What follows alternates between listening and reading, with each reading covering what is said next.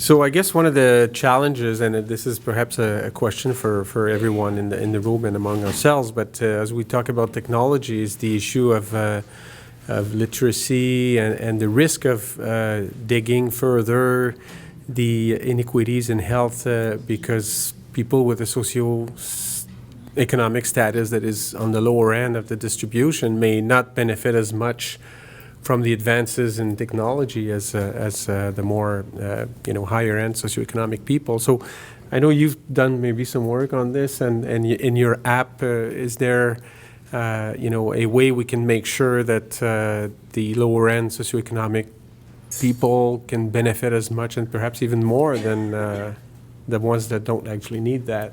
Mm-hmm. Absolutely. This is one of the things we thought about carefully when we were first developing the app, was what's going to happen if someone doesn't have a smartphone. Now we realize that people of all socioeconomic strata are actually owning the smartphone. In fact, would have that over a landline. I'm still ancient and I still have a landline also. And everyone's laughing at me because I still pay that money for the landline. So I would say, so that seems to be less of an issue now, but there are other ways that we are trying to think about socioeconomic status in equity.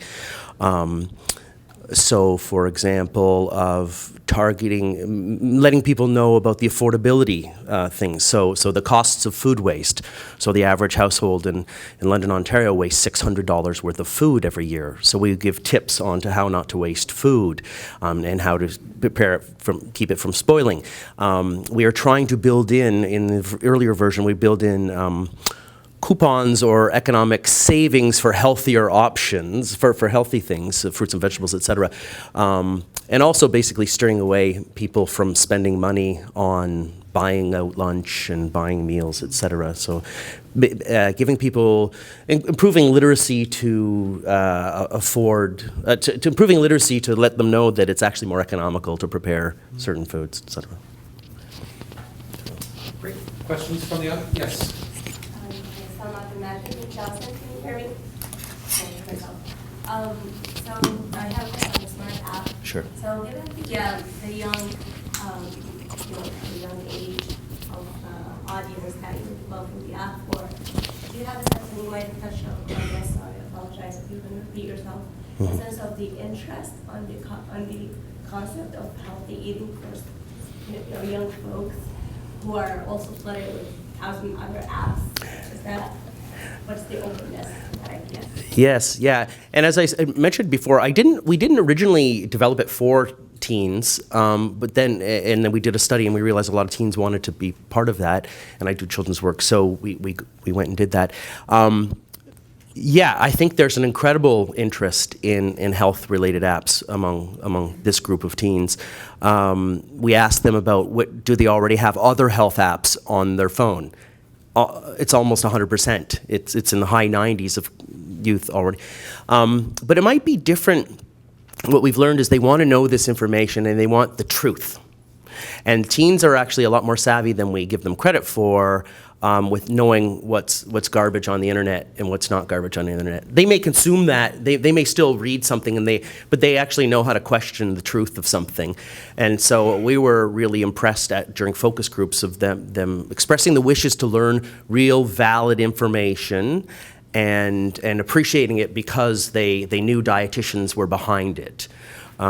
So I actually think that, they're actually also people in general. Before, when you probably got your first smartphone, you threw on as many apps as you could. Anything that was free, you threw it on. And then you get app fatigue, and all of a sudden you start deleting apps, and you realize, I don't want that. And so that's why we worked with them a lot on the interest, useful, would they continue to do that? Because otherwise we knew that they would just delete it off and they wouldn't retain. And so far on our preliminary data from app analytics, we're able to retain them. But that's the goal, is to how do you retain someone from a long time? So I think youth are interested. Long answer. Maybe I could ask a question to Anne. One of the slides you showed was one example of a soldier requiring 4,100 calories or 4,200 calories. And then you talked about trying to keep nutrition to less than a pound a day. So by my calculations, that's basically a pound of butter per calorie. Oh, that's I'm just it. wondering how you, the whole concept of density is an issue, and I just wanted So, to. so that is something that we're struggling with now as we develop the actual requirements for the close combat assault ration, because we recognize that they are going to have a very high proportion of fat for the calories, and there is some debate upon exactly how far we can go. So that is going to be determined. But that is true, because if you have more fat, then you don't have the other macronutrients. And the quality of the fat is important. So the jury is still out a little bit, but we are trying to make as small a product as we can. So whether we can actually keep it to 1 pound per meal per day, that's the goal, but that might not be what we But actually your do. time frame is not really for nutrition-related chronic disease, it's more short. No, these are young people, these are healthy people, and these are on missions that are short duration. So this is not anything we'd advocate for the general population long-term. Yes. I have a question for Dr. Barrett as well. Those are great, because all the presentations were great. Thank you. You made a brief comment about the perception, the soldiers' perception of some of these technologies, and how do they feel about a food that's being 3D printed. And it's obviously a very different type of consumer environment than if you're talking about a retail consumer, that they're given what they're given. But I'm wondering, so in a lot of my work, we see consumers are very accepting of new technologies from the periphery, desserts, snacks, confections. I mean, if you just think about extreme candies or things like that, but very traditional and skeptical around the center of plate kind of items.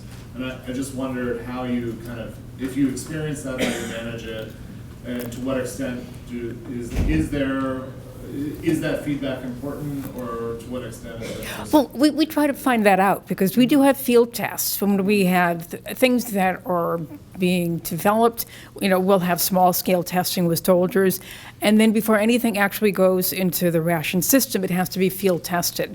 So people do go out with the troops while they're on their training missions, and they're there with the foods, and they're there with surveys, and a lot of those surveys have to do with their impressions of the food. So we do our best to try to find out what they think and what they want. Yes, sir. Yes, Dan. So a question on also on the military stuff.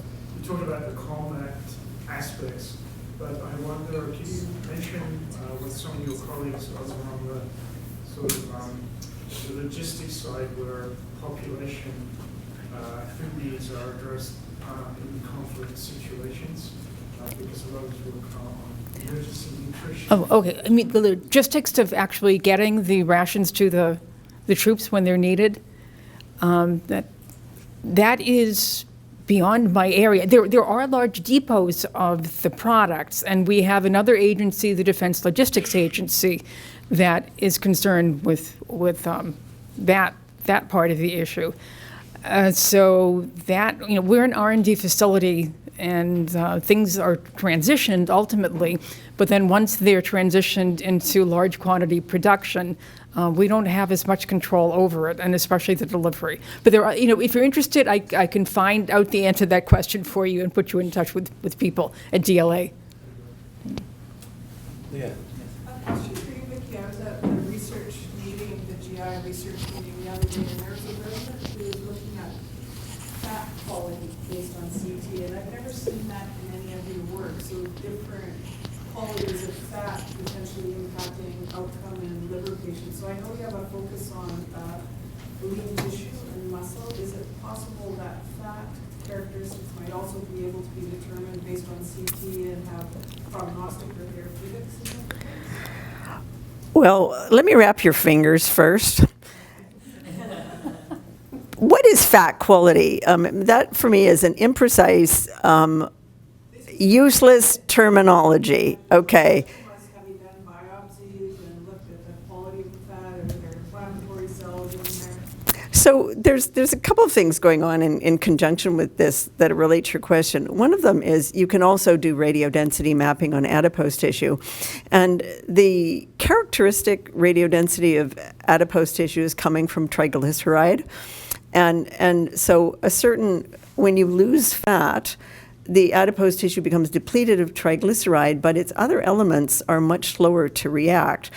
So the connective tissue, which is actually quite abundant in fat, doesn't disappear on anywhere near the same time scale. So you get something that has got more fibrous tissue and less triglyceride in it. You can detect the decrement in triglyceride in fat because the radio density of the tissue is modified correspondingly. So you can get at that. I think the other thing that is an amazing explosion at this point in time is a lot of people have CT scans, are having them because they're going to have a surgery. And whereas you might like to get a fat biopsy or muscle biopsy from a lot of people, doing that if they're not having a surgery is incredibly challenging, and most people would refuse. Whereas if you have the CT scan and the person is going to be anesthetized, we have like a 97% consent rate for requests to biopsy muscle and fat at elective cancer surgeries. So at that moment, you have a totally new window into the underlying biology of the changes in the muscle and the fat tissue, as well as other organs and tissues that might serendipitously be biopsied at the time of the surgical intervention. So keep your eyes open for that. I have another question about the apps. We've developed an app for surgery, but the technology in apps changes so fast that when we get caught up with the clinical scenario, your app is out of date, it's out of style. And so for clinicians or practitioners, how are you managing to kind of keep up with the technology as well as the information that you're using to promulgate through the app? How do you do it? Yeah. It's very hard. It's very hard. Yeah. That's why I mentioned one of my points there of the 8 tips was to build in money for maintenance and extras. And so I think that's what you do. You have to have a maintenance contract, and that includes updating to the next iOS version. And that's the only thing I can say is, yeah, try not to keep up with the fads, but you do have to keep up with the updates, and that's just unfortunate. Just like our phones, we have to replace them every 2 years, right? It's reality of today. Can I ask Creative destruction. to Benoit, right at the end of your talk, I asked you about what technologies you would see needing to help you advance the research that you're engaged in. Dietary assessment is the one that I think we recognize there still is some major limitations on in terms of accuracy. What technological innovations are you envisioning down the road that will improve the quality of the dietary assessment? So I don't have a crystal ball that's working so well, of course, but if we think in 5 years or 10 years, and this is not ready yet for prime time, but I think we're going to go there, is to have a passive method of picture-taking devices that will recognize that you're in a eating situation and taking pictures of what's happening in terms of what you are going to eat, how much you eat, how much time it took, and so on. And this is not so far away. And the camera will be on your glasses or your shirt button, and it's just going to passively measure what's going on, not just in terms of nutrition, but in global behavior. And there are some devices actually that, you look really crazy when you use those right now because it's so big, but you attach those to your glasses, and they can actually measure your chewing frequency, and so you can actually measure the behavior as you're ingesting food.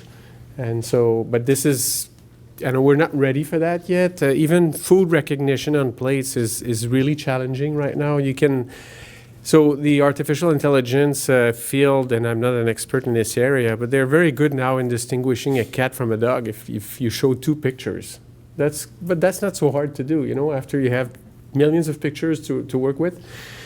But, a pâté chinois and a lasagna, and, that's not so easy to do. And these are food complex food mattresses, and we're not there yet. But that we think in the future, that's probably what we're looking at.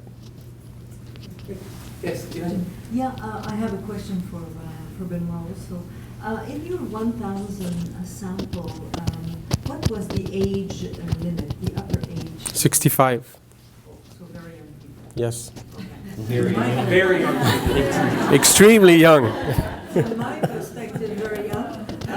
But you know that I'm interested in elderly people. Sure. And elderly people with cognitive decline, and so I think that the previous questions about passive assessment, would be really a breakthrough to get to these people, because it's challenging at the moment when we do the traditional, face-to-face.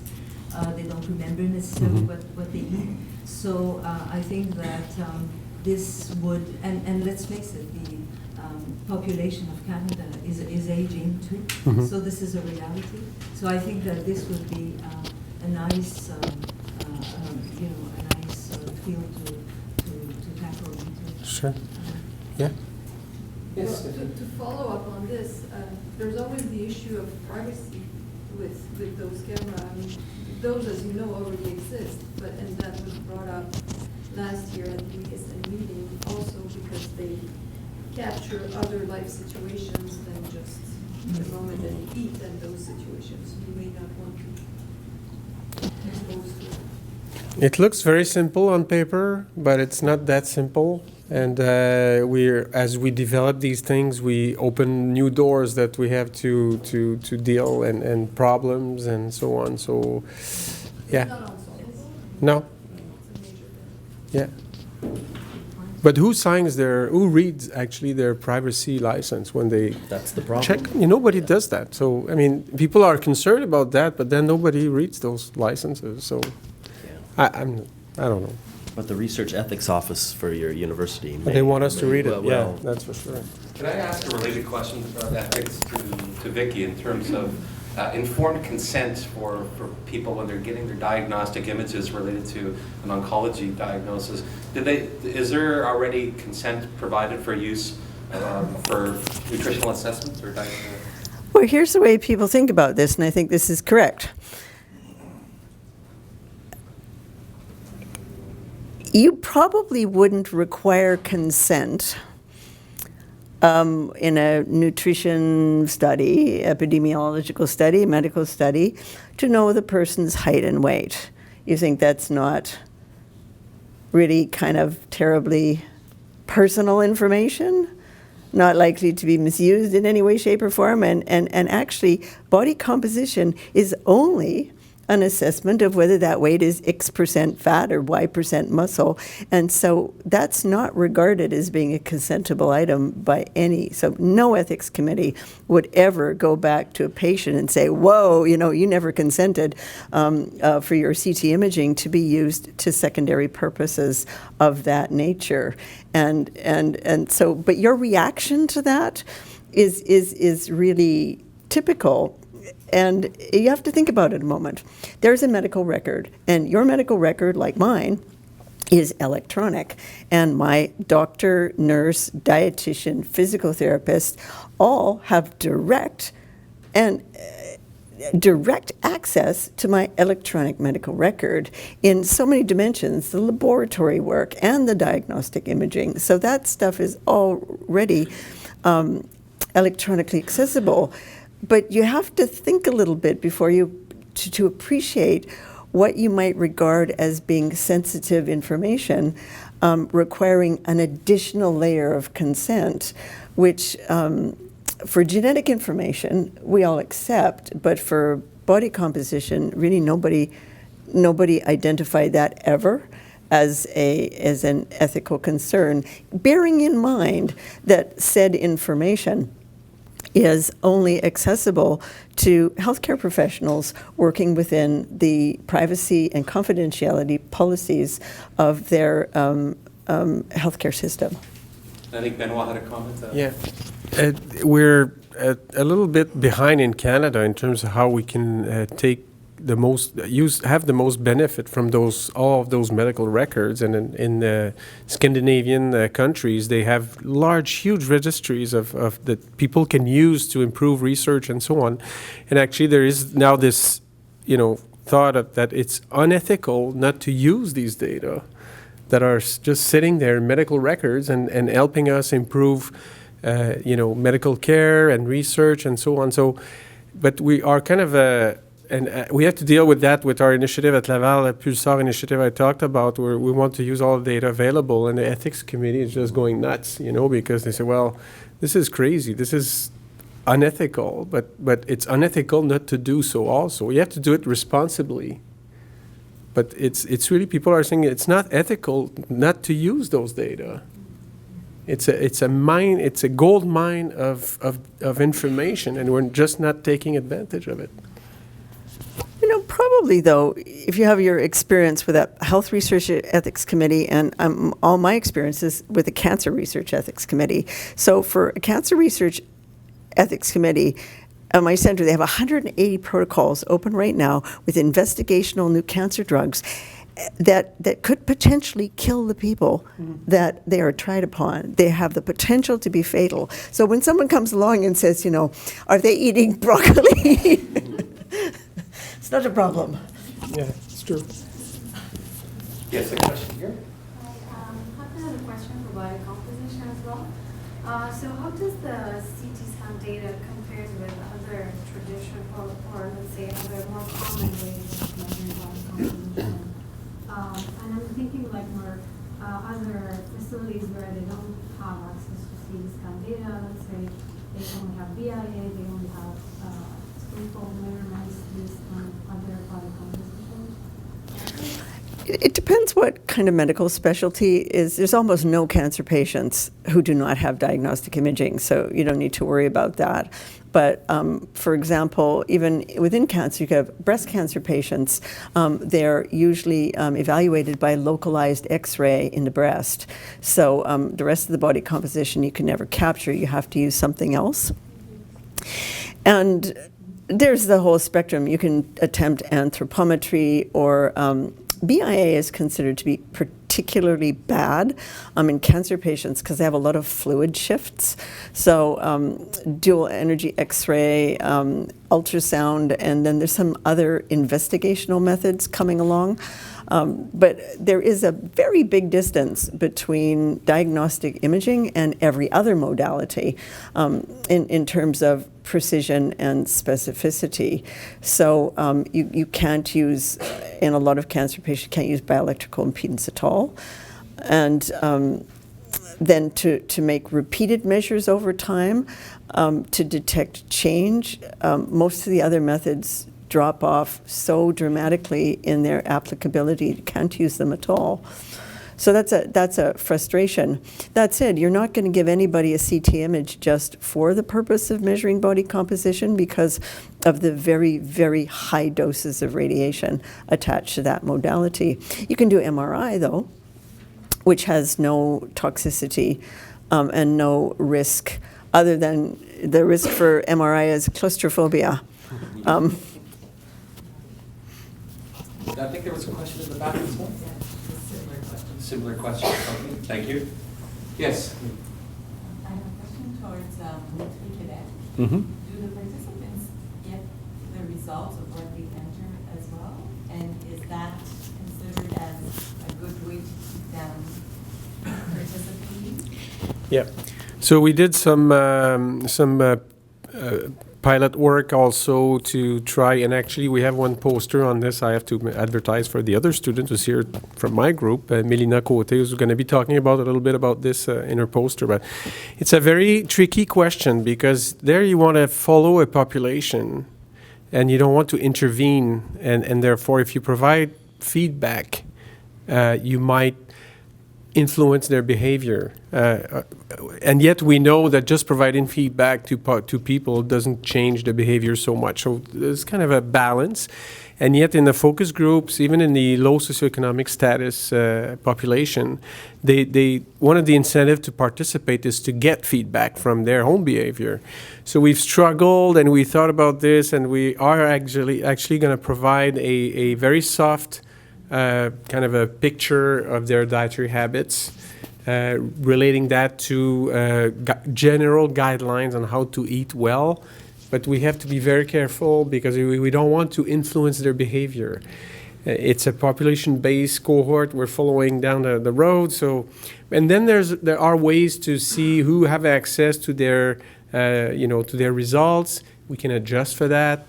Do they download the results or not? And then we can compare those who download and don't. And so there are ways, but we need to provide feedback, the short answer, because people like to know what they do. And we keep our fingers crossed that what we're providing is not going to influence their trajectory. So I have a secondary question to that. So coming back to your comment about having the knowledge and being unethical to use it, is it unethical to know that this population is not eating well and not giving them the results? Oops. Are we out of time? No?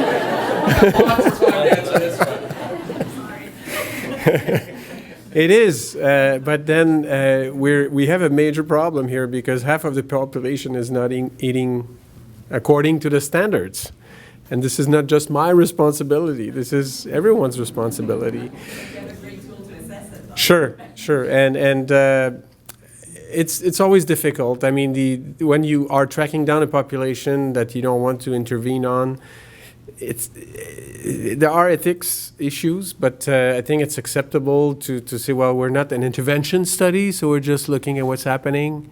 And we will do interventions when we have enough data to be efficient in doing so. I wonder if I could just ask you another question about the technology that you're showing were fascinating. And I'm just wondering, how commercially accessible are those technologies? Are they currently being used in the food processing sector now? No, I mentioned for 3D printing. Get that. For 3D printing, confectionery industries are most interested in that. Hospitals are becoming more interested because then you might be able to really target people with what they need specifically. And I don't know that it's been implemented there yet. For vacuum microwave drying, industry is just beginning to use that because that's a technique that will give you very high quality foods that would have value added. They could probably sell them for a premium. For example, Moon cheese is one of the first vacuum microwave dried products on the market. For sonic agglomeration, we're trying to develop that, and sometimes the Army has a push function through the SBIR program, and we also have a parallel project now where we're trying to commercialize that. But that really is in its infancy, and I hope that I see it go, but there aren't that many industries that actually have the technology now, and so we're really making an effort now to connect some of the vendors with the producers. So, ask in another couple of years. Did you have a big follow-up?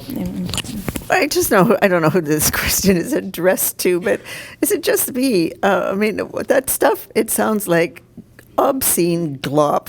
And then what you had to talk about sounds like, I can picture like a healthy, motivated person following their app to the nearest, quinoa vendor on their block and getting run over by an ETS bus. And the picture that this all combined brings up in my mind is a further wiring into information sources and to then on the other hand go out and eat a whole bunch of god-awful manufactured foods. And this is not a good vision. I was at the point where I was thinking of like a town in Italy where I could eat vine-ripened tomatoes and olives and a glass of red wine, perhaps. The whole sector of technology, and I realize this is a caricatural scene because it is a technology discussion, but it scares me. Okay, I'm speaking as a food engineer now, and so when I was young, I was fascinated. And actually, when we learned about hydrogenated fats in graduate school, the chemistry of that, I thought, wow, that's cool. And then look what's happened in the last, 2 or 3 decades with that. So, I will say that for me and for the people I work with, we eat very well because we know about food. And my view of the technology is that it can help with health if it's used appropriately. And as far as the soldiers go, well, again, these are young, pretty healthy people. They're very active. And so we're making things for a specific purpose that are going to keep them alive and keep them functional for a week or so of intense activity.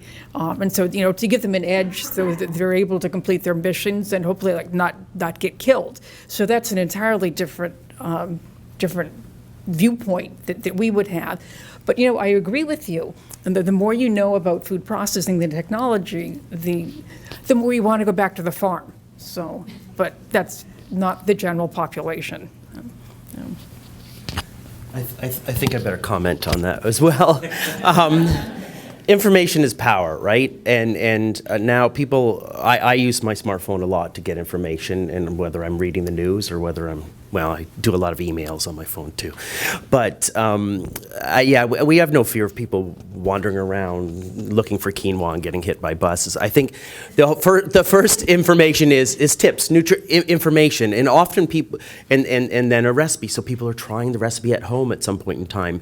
As far as the last down the chain, we're not seeing people all of a sudden they are finding out around the quinoa store and then they're going off and running off to a quinoa store. They might save that. They might see something when, oh, that's interesting. All right, I'll save that for later and use that. So the idea is that this is information that they can use. And if they don't find it useful, then they'll stop using it. If they do find it useful, then we've had success, right? We've made people make healthier, smarter decisions about what they're doing. And so really part of it is, originally we started to introduce people to new foods, try new places, et cetera. And yeah. We'll give you the last comment. Okay, so we have some people from Health Canada here. We can think, in your gray zones, the ones that are going to happen in, 20 years and more, Future guidelines, half your food should be printed. Future Canada guidelines, half your food should be printed. You never know. Maybe that's a good place to stop today's sports conversation. Would you please join with me in thanking all of our speakers?